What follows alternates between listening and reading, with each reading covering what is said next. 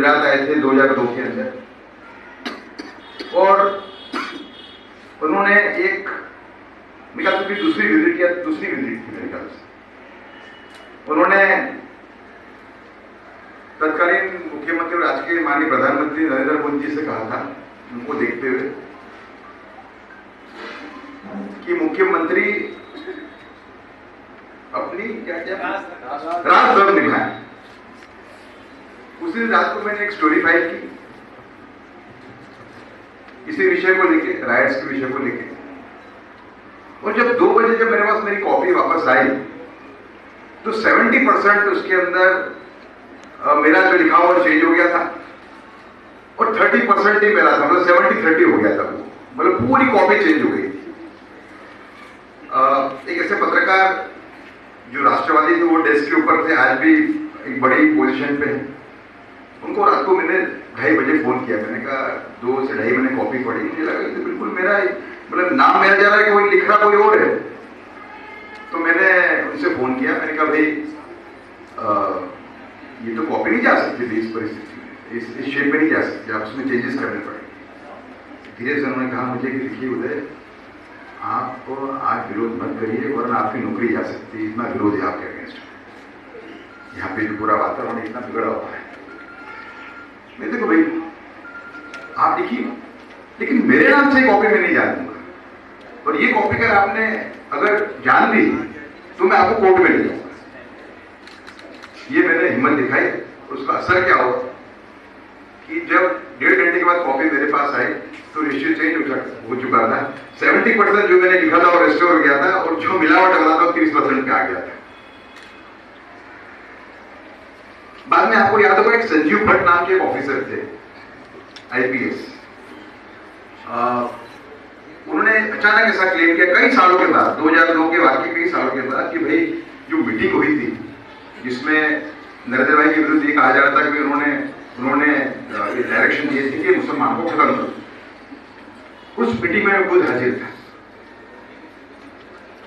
तो उन्होंने कहा कि मैं था वहां पे, और नरेंद्र भाई ने कहा था कि भाई मतलब जो पुलिस टेस्ट ले रही थी दंगाइयों के सामने, उनको स्टेप होने से नरेंद्र भाई ने रोका था, और एंटी मुस्लिम उन्होंने एक डायरेक्शन दिया था। बिल्कुल सरासर गलत क्लेम था, क्योंकि वो SP लेवल के ऑफिसर थे।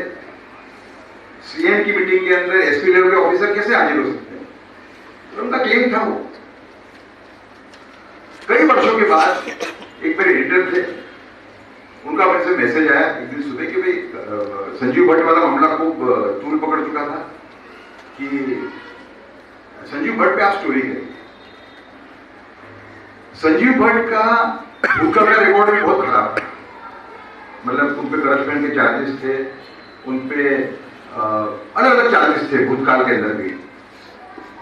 तो मुझे मैसेज आया, मैंने कहा मैं जरूर स्टोरी करूंगा, लेकिन इसमें कंप्लीट स्टोरी होगी।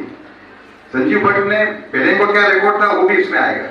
उन्होंने कहा नहीं, मुझे आदेश ये है कि आप जो अभी नरेंद्र मोदी के लेके जो बोल रहे हैं उस पर आपको स्टोरी करना है। मैंने कहा वो स्टोरी मेरे से नहीं हो सकती, आप मुझे कहिए तो मैं कल राजीनामा दे दूंगा।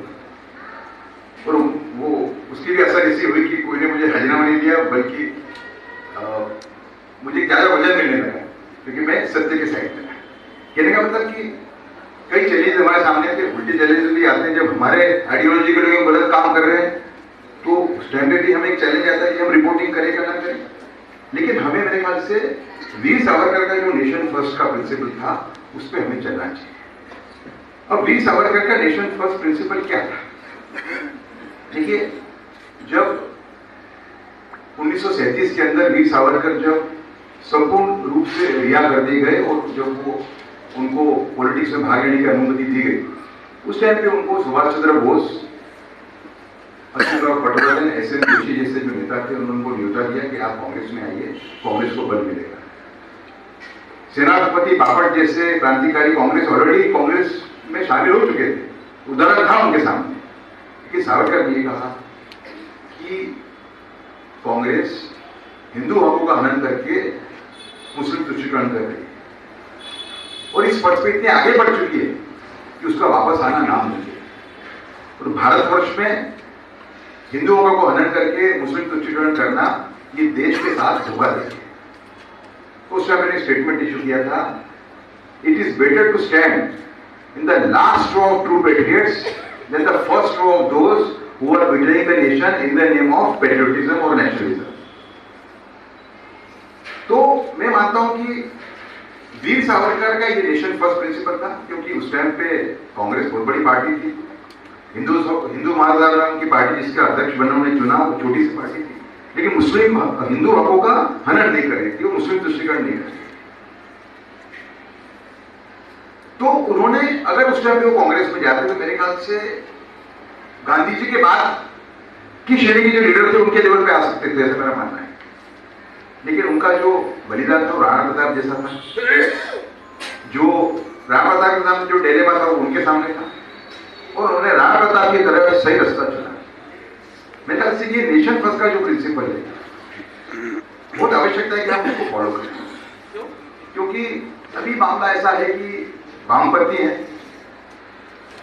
पत्रकार जगत के अंदर, कुछ लोग ऐसे जो इग्नोरेंट हैं, जो वामपंथियों और पैन इस्लामिस्ट के प्रेशर में है, और तीसरा जो एक तबका ऐसा है कि उनको कुछ भी करके उनको सक्सेस कमाना है, उनको पैसे कमाना है। और टीआरपी वाला जो मामला है वो बड़ा खतरनाक है। मतलब मैंने तो देखा हुआ है, मैं यहाँ पे 2 साल से इस पोस्ट पे हूँ, लेकिन मैं इंडिया टुडे में था, वहां पे देखता था, चैनल के ऑफिस में जाता था, वहां देखता था कि टीआरपी का एक प्रेशर बनता है जिससे आप बच नहीं सकते। मतलब कोई एकदम गलत चीज चल रही है तो आपको लगता है कि नहीं, अगर मैंने इसको नहीं चलाई तो मेरा नुकसान हो जाएगा।